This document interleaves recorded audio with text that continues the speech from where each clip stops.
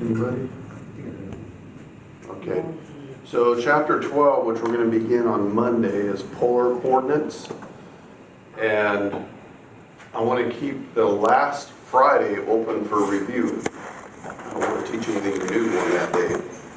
So we have, after today, we have 5 class sessions to do chapter 12. Yeah, I'll look at stuff and make a plan. I might take them out, I might teach it Monday and move the date back, okay? One of the two. All right, let's go on to, you know what, I'm going to take them out because this assignment, 11.3, is going to take a good amount of time. Okay. So there's just not going to be, we're going to take them out. Just decided. 11.3, there's nothing really, there's nothing new to learn here. The problems are just posed a little bit differently and they're a little bit more difficult, okay? But there's no, you have all the skills already that you need to do this assignment. So I want to do number 1, number 2, and number 6 if we have enough time. So let's go similar question here. Get my iPad open.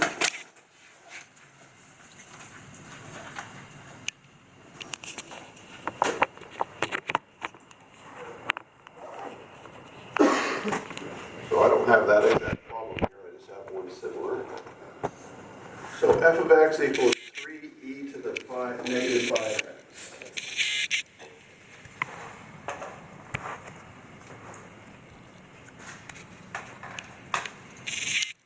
Okay. And the directions say for part A, find the first 4 non-zero terms of the Maclaurin series for the given function. Remember, a Maclaurin series is simply a Taylor series centered at 0. All right? Taylor series centered at 0. Special case of the Taylor series. So find the first 4 terms. Here we go. So I like to make this chart. This one won't take quite as much work. Put it over here. F of x equals 3e to the negative 5x. F of 0, that's the center because it's a Maclaurin series. Anytime it says Maclaurin, you're going to be evaluating them at 0. All right? So f of 0 will be 3. So the new pin has to break in here. Because we put in 0 for x, we're going to have e to the 0. E to the 0 is 1, so that's going to equal 3. F prime of x, anybody know what that's going to be? Negative 15. Nice, nice. So the derivative of e to the negative 5x will be e to the negative 5x. Then we have to use chain rule. And the derivative of negative 5x is negative 5. So we're going to have to multiply by negative 5. Well, that negative 5 times the 3 is negative 15. Everybody good with that? And so f prime of 0, put in 0 there, that'll be 1. It's going to be negative 15. Now they asked for the first 4 non-zero terms. So we got to go all the way down to the third derivative. F double prime, see the pen's starting to work now, will be another e to the negative 5x there, but then we got to multiply by negative 5. 15, negative 15 times negative 5, 75. And if we put in 0, we'll get 75. One more, third derivative.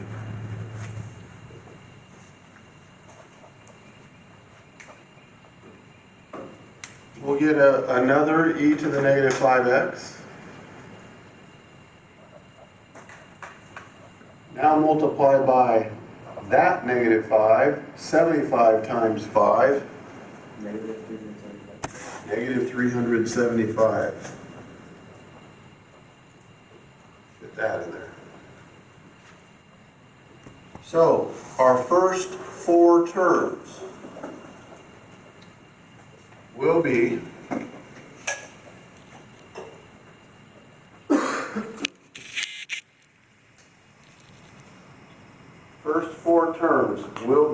negative, I'm sorry, 3.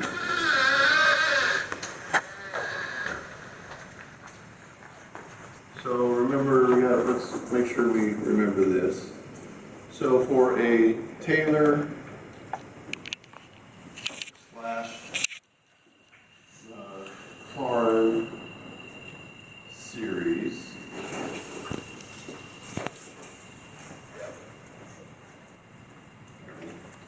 it is, F of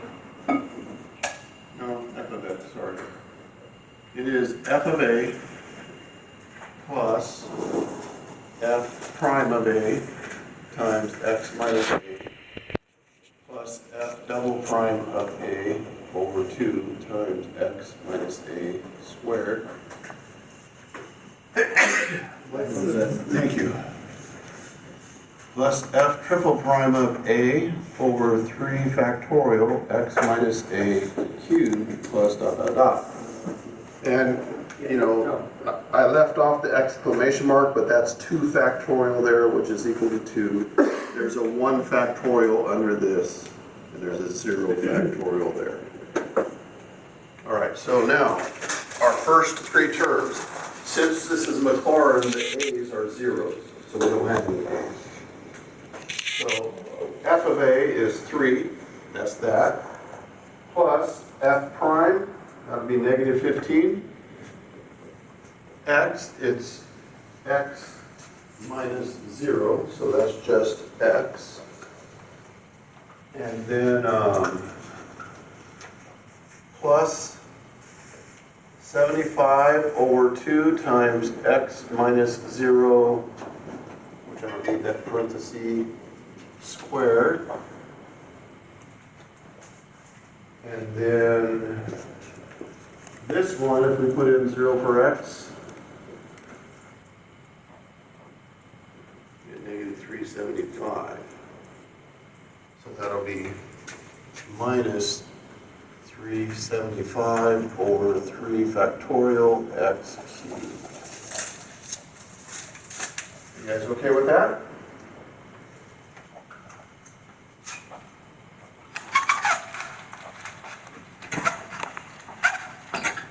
Okay. So they have us put them in separately here. Our first one is 3. Our second one is negative 15x. Our third term is positive 75 halves x squared. And our fourth one is negative 375 over 3 factorial x to the third. All right, we good with those? Everybody knows how to do that? Like I said, we already have these skills. Now we got to write it with a sum. And notice, they started at 0. Pay attention to that, okay? They started at 0. So let's see what we can make out of that.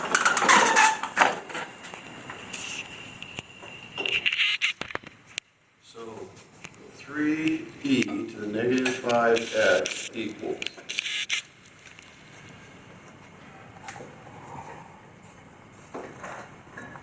well, we have alternating signs, don't we? Right? So, and we're starting it at 0, so the sum k equals 0 to infinity. The 0 term is positive. Pay attention to odds and evens. So 0 is positive, that's the first term. Second term is positive. So it looks like the evens are going to be positive, right? And the odds are going to be negative. Everybody agree? So shouldn't -1 to the k take care of that? If we put in 0, anything to the 0 is 1, so that's positive. If we put in 1, -1 to the 1 will be negative, so that creates the negative there. That all looks good? Okay. Now, here's where it gets a little tricky. We got to put something here that generates the 3, 15, 75, 375. All those numbers are divisible by 3, aren't they? So let's just see what happens here if I pull out a 3. We got 3 times 1, 3 times 5, 3 times 25, 3 times 125. Look at the numbers in the parentheses. 1, 5, 25, 125. What are those? Roots of 5, I mean, powers of 5? 5. Powers of 5, right? 1 is like 5 to the 0, 5 is 5 to the 1, 5 squared, 5 cubed. You see that? So they all have a 3, so we're going to put a 3 in here. And then we'll put 5. So the first one is 5 to the 0, and we're starting it at 0, so it'll be 5 to the k. 5 to the 0 will give us that 1, and we put in 1 and we'll get that 5. Put in 2, we'll get the 25. You guys see that? Yeah. So sometimes these coefficients, you got to break them up somehow to see a pattern. Just want you to see that. Now, what do we still have here? We have a factorial in the denominator and an x, right? So this is 2 factorial, below here is 1 factorial, below here is 0 factorial. So simply k factorial, that'll cover those. And then we need an x, and it's going to be x to the k power. So when we put in 0, x to the 0 will be 1, so there's no x here, that's like that. Put in a 1, you get just x to the 1, put in a 2, x squared, and so on. And that should do it, right? This is going to be the hard part. It's figuring this out. In the next 2 examples, we're going to really see that, how challenging that can be.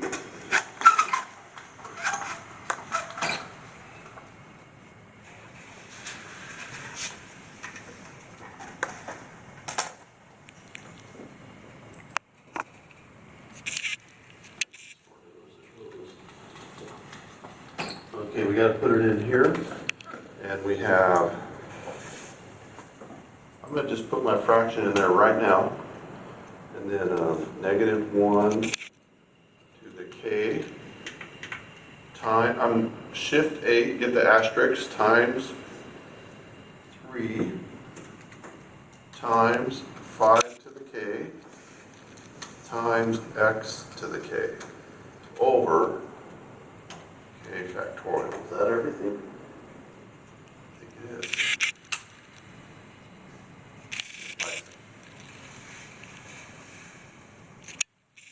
Okay, any questions with that?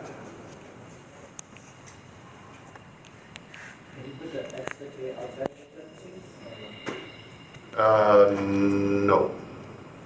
Because if it's outside here, it would not be part of the sum. It would be the sum times that. Does that make sense? Putting it outside here, notation-wise, would be the same thing as putting it in the front of the sum. It'd be like factoring something out. Now, the 3, you asked about the 5, right? Or the x, you asked about. The 3 could be put out because that would be just factoring a 3 out. Does that make sense? So that could come out. But, all right, now we're asked to find the interval of convergence. What are we going to do for that?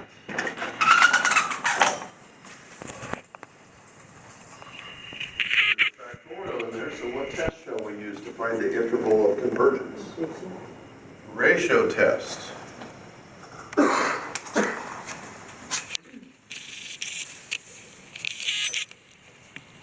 So we're going to do the limit as k goes to infinity. I'm going to absolute value. I'm going to leave out the -1 because we're inside absolute value and it's going to go away anyway. You guys all right with that? Okay. And we're just going to put k plus 1 in here, and then we're going to multiply by the reciprocal. I'm not going to write the division step. So we got 3 times 5 to the k plus 1 times x to the k plus 1 over k plus 1 factorial times the reciprocal here, k factorial over 3 times 5 to the k, x to the k, like that.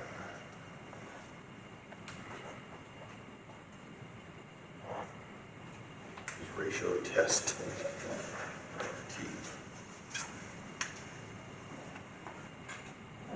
All right, any questions about the setup there and the limit?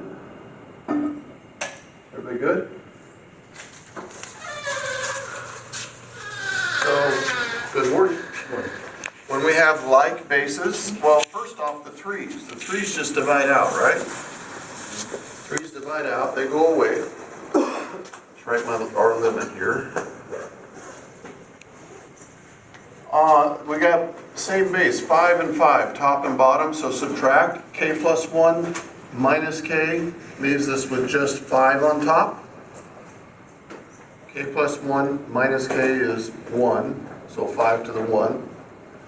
Same thing on the x's, k plus 1 minus k, that'll make the k's cancel and you'll get x to the 1, so x. And this k factorial takes out from k down and leaves us with k plus 1 in here.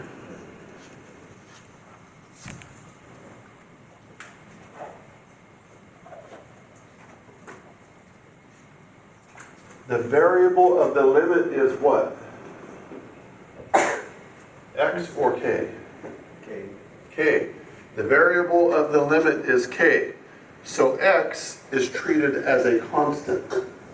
Anytime we have a constant over a denominator that's going to infinity, the limit is going to 0.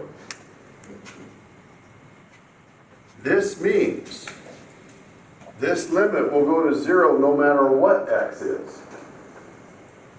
What does the ratio test say when that limit is 0, less than 1? It converges. It converges.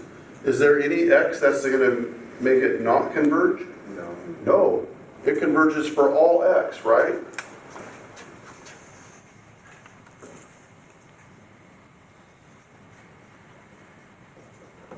So, the interval of convergence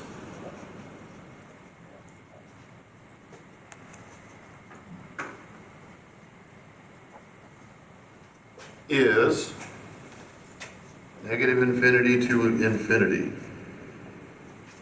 Any x value from within that interval, which is everything on the number line, anything we pick, it'll still converge. Cool?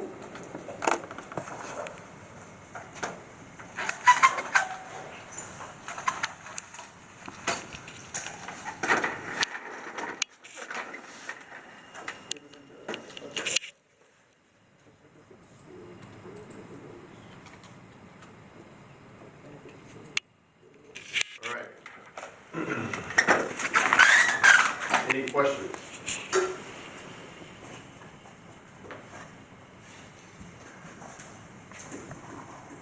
All right, I can't wait to do this next one.